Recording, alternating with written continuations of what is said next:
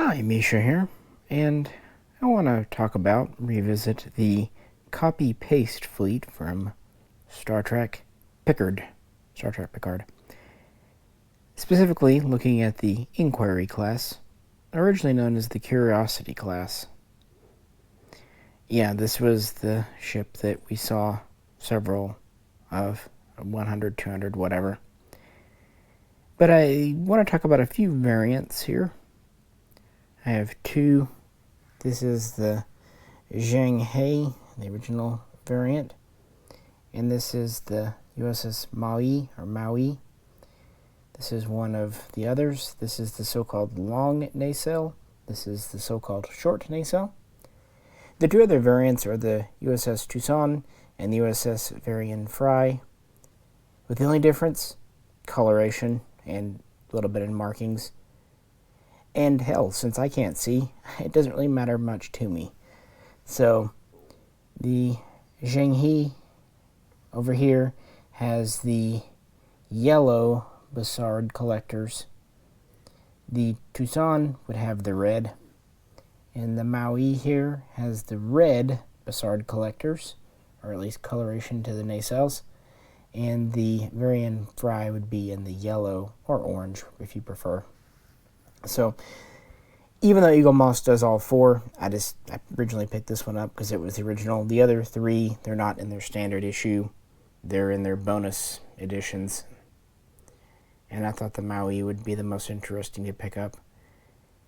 And just for fun, the Wallenberg Class tug or transport is hanging out in the back here. We've talked about it in the past, but yeah, why not? I don't know. Guys, to be honest with you, there's a lot of heavy stuff going on, and doing videos like this relaxes me and kind of gives me a break, and I think that's something I need. And the truth is, I bet you do too, even if you don't realize it. So let's hang out and talk about a galaxy quite close, but in the future, so not a long time ago in a galaxy far, far away. Let's start off with the Wallenberg Class tug on the spinny thing real quick, just to kind of give the setting. The naming of this is quite interesting, and we visited it in the past. This really was a tug just under 300 meters long without pods. It was made where it could take cargo or habitat pods, freight pods, fuel pods. And around 2384, 2385, Utopia Planitia was building these en masse, kind of dedicating all new shipbuilding resources to these to try to help with the Romulan evacuation, where the sun would go nova in 2386.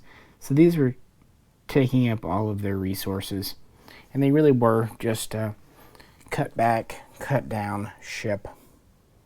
The saucer is tapered back to the bare essentials, and then of course we have a couple of different ways, one on top and then this pallet on the bottom for attaching things.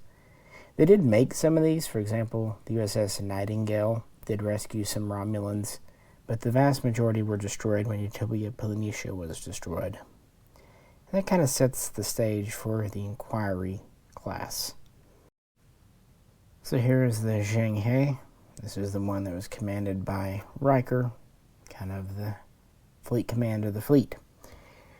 After the events at Utopia Planitia, the Federation lost one of its prime shipbuilding facilities, and it lost a lot of resources and time.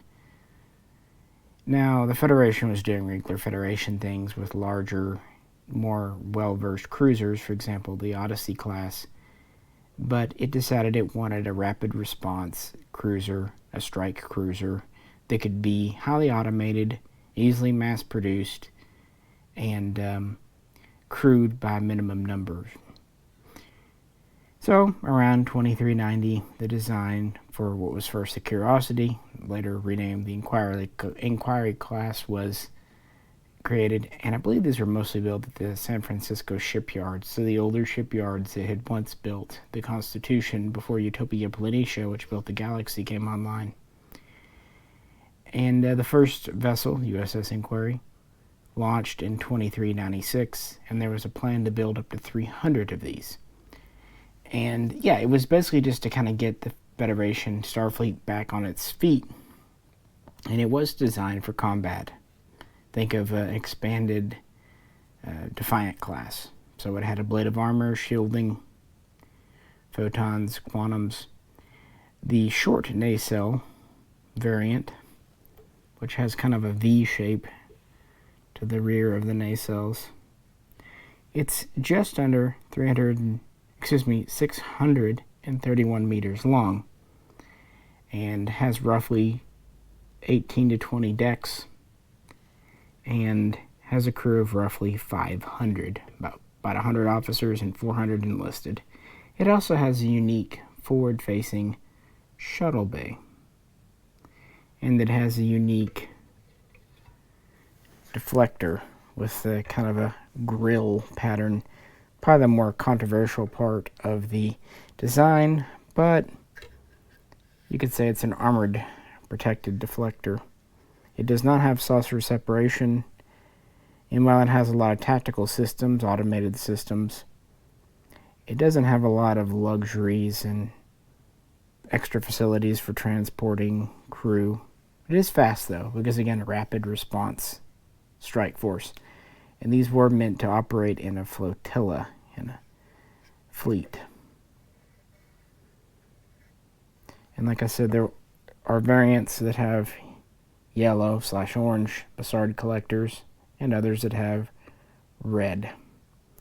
The Tucson being the red version, this being the yellow, I believe. Again, can't see it, so kind of going on here. And it is a very compacted design with recessed impulse engines. Still has a typical bridge, but it is a little more bulked up. So this would be a little bit shorter than a Galaxy class, quite a bit shorter than a Sovereign, and a little more compact and thin. It does have kind of a Voyager-esque neck going on. I actually like the design. It's kind of rounded and different and very much future-y. The deflector being the most controversial thing, but I do like it. I don't know if I like it having 100 plus times on screen. Now the design itself started off way back around 2006-2007 by John Eaves, designing for the original Star Trek Online game. But it was pretty much abandoned, and that game didn't go anywhere. And then, of course, the new Star Trek Online launched, and so on and so forth. But the general kind of sketch was in the kind of the back of the mind for a while. And like I said, this was issue 2 in the Star Trek Universe collection. And now for the Mai on the spinny thing. And this is just a variant. And the difference, the nacelles. Whereas the other ones were very flat and angular, these are very rounded and bulbous, kind of like cigars. They're also longer, which makes the ship a little bit longer, about 640 meters. So 9-10 meters difference. And like I said, there would be a yellow accented version as the Varian Fry as well. Other than that though, 2 different engines, the same. And actually from kind of a real world standpoint, that makes sense. In World War II, you would have various aircraft, for example the Spitfire, but they would be fitted with different engines, the Merlin or the Griffin. And since again Starfleet's rebuilding after the loss of Utopia Planitia, it would make sense that they might have different subcontractors for things like nacelles or warp drives. So maybe they were just fitting them with, whichever supplier or subcontractor they had, which would explain why there are a total of 4 variations of warp nacelle. Or it could also be that one of them is a slightly more advanced version than the other. Who knows? In real life, for the models, they had no money. The budget was already exhausted by episode 10 of Picard season 1. And so we ended up with the Copy+Paste Fleet. And in some ways, this is the best they could do. Swap nacelles and change the color to at least give a little variety. I think it would have been better if they just scaled back the number of ships, to 30 or so. Still would have been a very impressive fleet, but a little more, yeah. Now, this was brought back for Picard, the Inquiry design. Originally, they were going to use it for episode 6, I believe. But then that idea, the episode was rewritten. So they kept it in their back pocket, they fleshed it out, and used it in episode 10. But it was a very low CGI render, low polygon render, at least for, this era, 2020-ish era.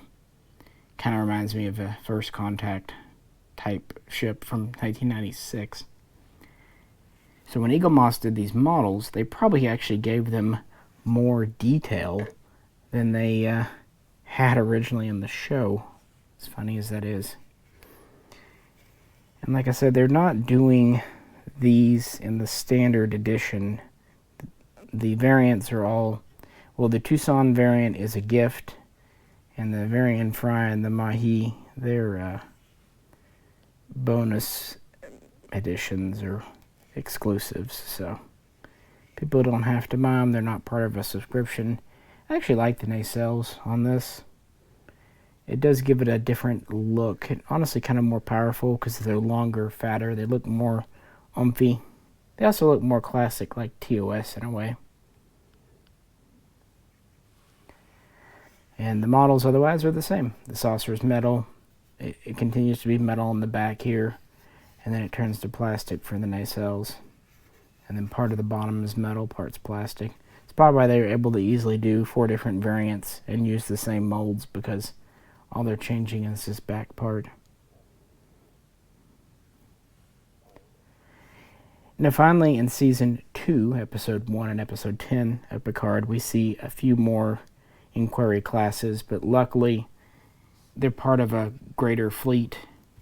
Of course, the new Stargazer, the new Excelsior, and a few others. We see, I think, Akira and some other things there. But we do see that Starfleet is, thankfully, not only Inquiry classes. Kind of reminds me of like the Liberty ships that America cranked out in World War II. So, in universe or in real life situations, that's kind of where we're at with these. And I just wanted to show you the variant, because I do like it. The deflector is kind of still but the side profile and the top profile is pretty cool. Forward-facing shuttle bay, that's kind of neat. And looks like we have maybe some rear shuttle bays too. So, makes sense for what it would be, a rapid response strike support aircraft, Starship. So which variant do you like? I'm just kind of curious.